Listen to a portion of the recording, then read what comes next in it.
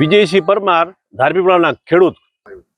અમે ધારપીપળાના ખેડૂત છીએ. અમે કાયમથી ધારપીપળા ફીડરમાં હતા. છેલ્લા 6 માસથી અમને કેરે ફીડરમાં નાખવામાં આવ્યા છે. અમે છેવાડામાં આવી છીએ એટલે 6 મહિનાથી અમારા ખેતીવાડીમાં લાઇટ બિલકુલ આવતી નથી.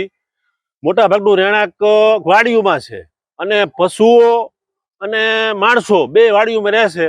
લાઇટ બિલકુલ આવતી નથી. છેલ્લા 8 દિવસથી અમારે પાવર આવ્યો નથી. એટલા માટે અમે રજૂઆત કરવા આવ્યા છીએ અને અમારી માંગણી એક જ છે કે અમે ધારપીપળાના ખેડૂત છીએ અને અમને ધારપીપળા ફીડરમાં નાખી દો. એ પ્રમાણે આ બાબતમાં અગાઉ અમે નાયબ કાર્યપાલક ઇજનેર રાણપુરમાં 2 વખત રજૂઆત કરવા આવ્યા હતા, પણ હજી સુધી અમારા પ્રશ્નનું નિરાકરણ આવેલ નથી અને હજી સુધી કોઈ પણ આગળ કાર્યવાહી થતી નથી. હવે તો અમે એટલા કંટાળી ગયા છીએ કે આગામી સમયમાં જો અમને ધારપીપળા ફીડરમાં જોડવામાં નહીં આવે તો અમે ના છૂટકે પીજીવીસીએલ કચેરી સામે ગાંધી ચિંધ્યા માર્ગે આંદોલન કરશું. કિરીટ કુમાર લાલજીભાઈ વઢવાણા. ખેડૂતોને તકલીફ પડી રહી છે કે 6 દિવસથી પાવર આવતો જ નથી અને જ્યારે અમે રજૂઆત કરી છે કે ફોલ્ટમાં છે.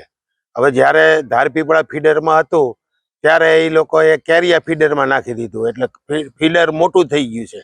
તો હેલ્પર એ પણ વધારતા નથી. જ્યારે હેલ્પરને બોલાવવામાં આવે છે તો 2 માણસ હેલ્પર છે ને આવડું મોટું ફીડર છે, તો એ શું કામનું? એટલે અમે ઘણી વખત રજૂઆત કરી કે 66 કેવી થાય ત્યારે કરશું.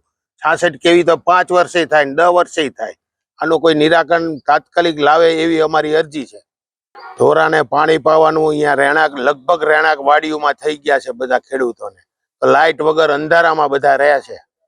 આવી મોટી તકલીફ છે, મોટામાં મોટી. બધા ખેડૂતો એવું જ કહે છે કે અમે હવે ગાંધી ચિંતા માર્ગે તાત્કાલિક આપણે હડતાલ ઉપર ઉતરો.